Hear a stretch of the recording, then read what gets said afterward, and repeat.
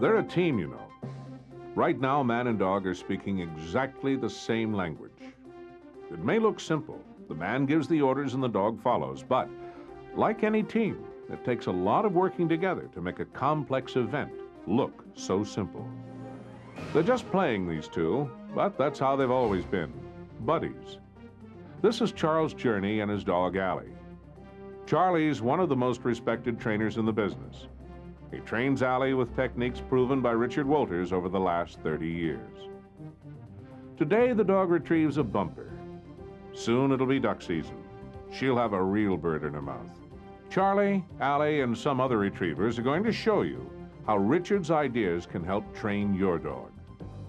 Richard modified and expanded his techniques over the years.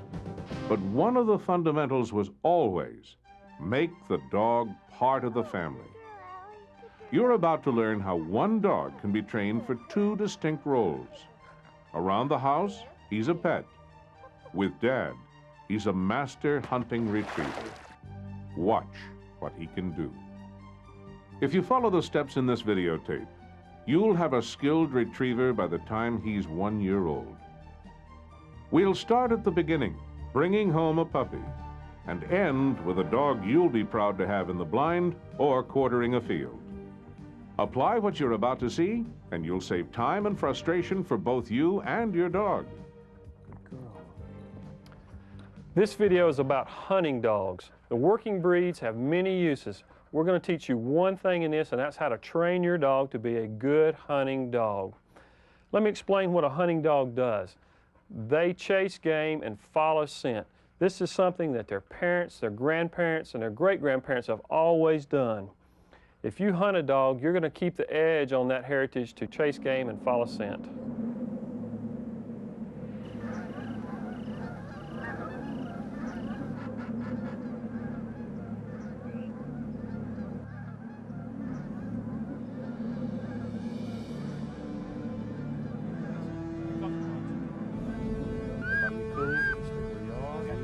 Breaking off on my end. All right, Brad, take these two on the right. Take the two on the right. Let's take them. I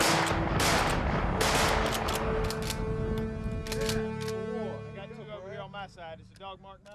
This tape is going to be for the person who wants to enjoy his dog as a hunter, but may not have the time nor energy to go to all the hard work needed for a field trial dog, or maybe even a hunt test dog. But that's not to say you can't go on and play these games after you finish this training.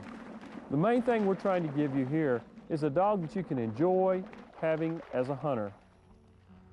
I'm a professional trainer. I used to own a pharmacy until my hunting dogs got me started on my second career. I started out the same way you are. Went out and bought me a puppy and some of Richard Walters' books. Now, Richard was a strong advocate of natural training. That is, training that's more like a game than a strict set of rewards and punishments.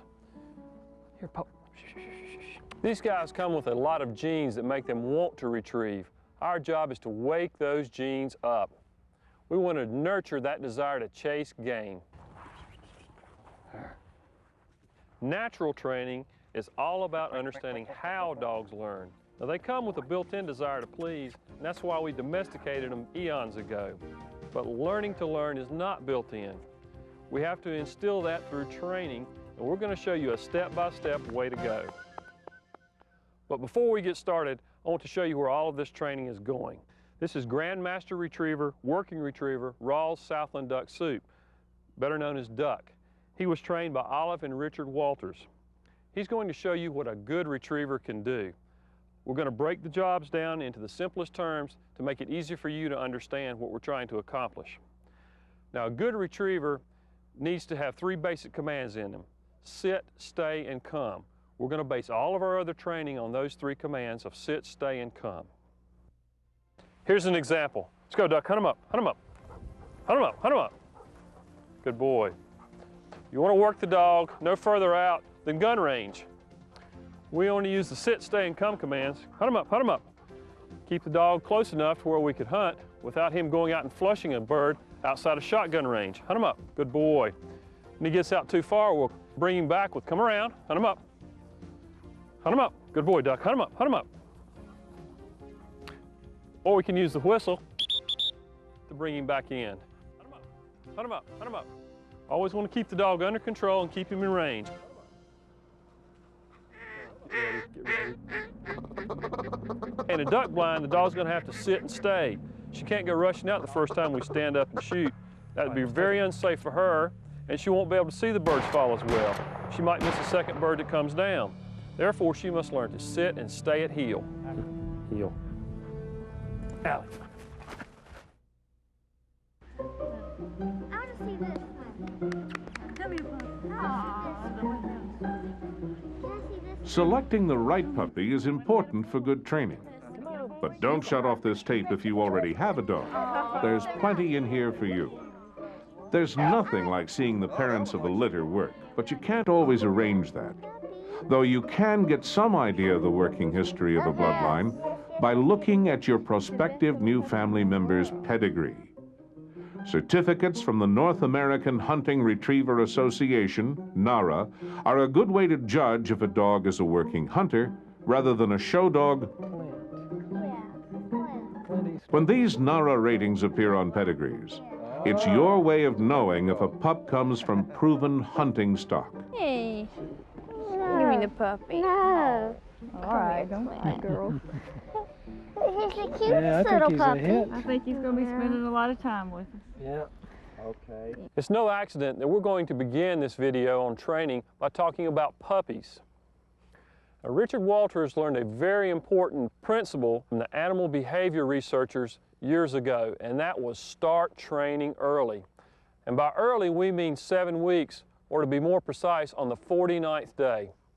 At this time, these guys are ready to go home, they're weaned from their mother, and they're just about ready to form the strongest bond of their life.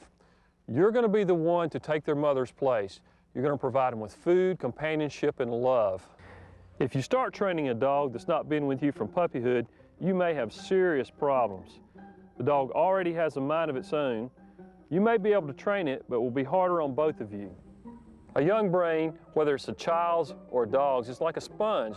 It's ready and willing to soak up all the information it can get. But if a pup's stuck in a kennel, he's not going to get socialized. And a pup that stays in the kennel for up to 16 weeks will probably never accept training from man. It's really important to get this pup out of the kennel and into the house immediately. Now's the time to take him for a ride in the car, to the grocery store, down to the gun club. Let him get used to hearing the shotguns go off. But no two of these guys mature at the same rate. So how do you pick one? All the animals that live in a family structure develop what we call a pecking order. And that starts with competition for food and warmth. You're going to have one guy at one end of the spectrum who's going to be tough little cookie. He's going to climb in there and get all the food and push everybody else out of the way. On the other side, you're going to have the little pup that's always getting tried over, and she's going to shy away to keep from being hurt. Now the bull, he's going to be real tough to train because of that strong head he's got. And the wallflower, she might be just a little bit too passive to accept training. So which one do we pick? Probably the second or third in line would be the best pick. Now you got to think about something else, and that's whether you want a little boy or a little girl. And that's up to you, chocolate or vanilla. The one consideration is that female probably is going to have a heat cycle twice a year. And a lot of times it's hard to go hunting with a female when she's having that heat cycle. For most hunters, pup's also going to be a family pet. So we want to make sure and bring the kids along when it's time to pick out the pup. He's going to be a new member of the family. And socializing him into the family will be a very big part of his training. Cute little puppy eyes. You like the two, don't you? Okay, girls. Here we are. Training starts the moment the pup gets home. The dog's mom and dad gave him his fine nose and instinct to hunt. Now, you're going to teach him control. If he learns as a pup, he'll keep right on learning the rest of his life. So you've got this little ball of black fur home with you now. He's 7 weeks old and ready for the real world now, ready for the world of people. We get him inside, we want to restrict him to maybe one area. Something like your kitchen would be good. If you've got hardwood floors, you want to put down newspapers on those floors. Now he's going to start to bond to you very quickly because you're the one that's giving him 3 squares a day and a warm place to sleep. His castle's going to be his crate, and we don't want anything bad to ever happen to him while he is in that crate. Never use your crate for punishment. We want to develop a pup that's got a lot of self-esteem. Life's not going to be a bowl of cherries here. Pup's going to have to accept discipline right off the bat. He must understand that barking and biting are not going to be accepted in this household. He needs to understand no, and if he doesn't, he's going to lose a little bit of his freedom. He may fuss for a while. Ultimately, though, he'll accept the situation and regain his freedom.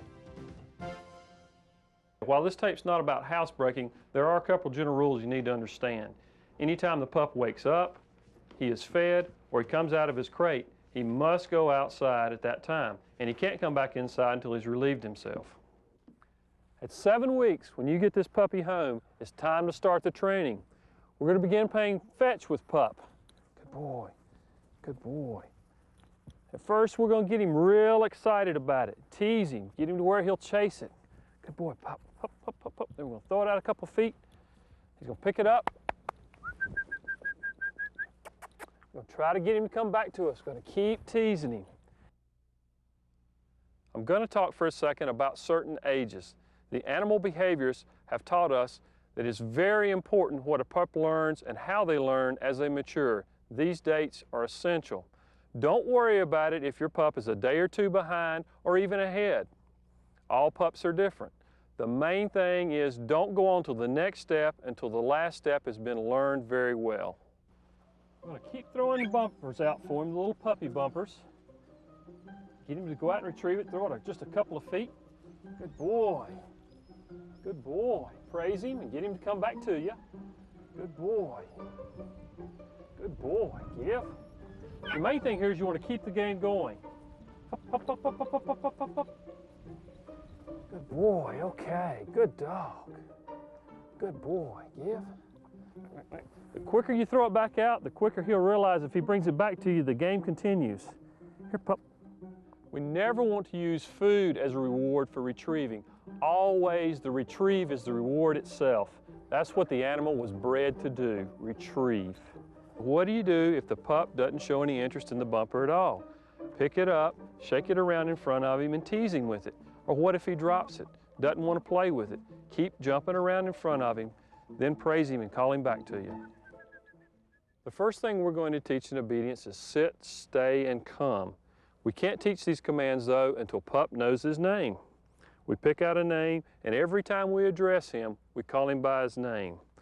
One day, he's going to turn around when we say his name and look up at us. We know he knows his name. And on that day, it's time to start the work. We're going to teach pup sit first. After he knows that very well, we'll move on to stay and then to come. We can't teach all of them at the same time. They have to understand one, then the other. Take your time, and it will happen. Just like people, these pups learn at different rates. Now we're going to teach the sit command.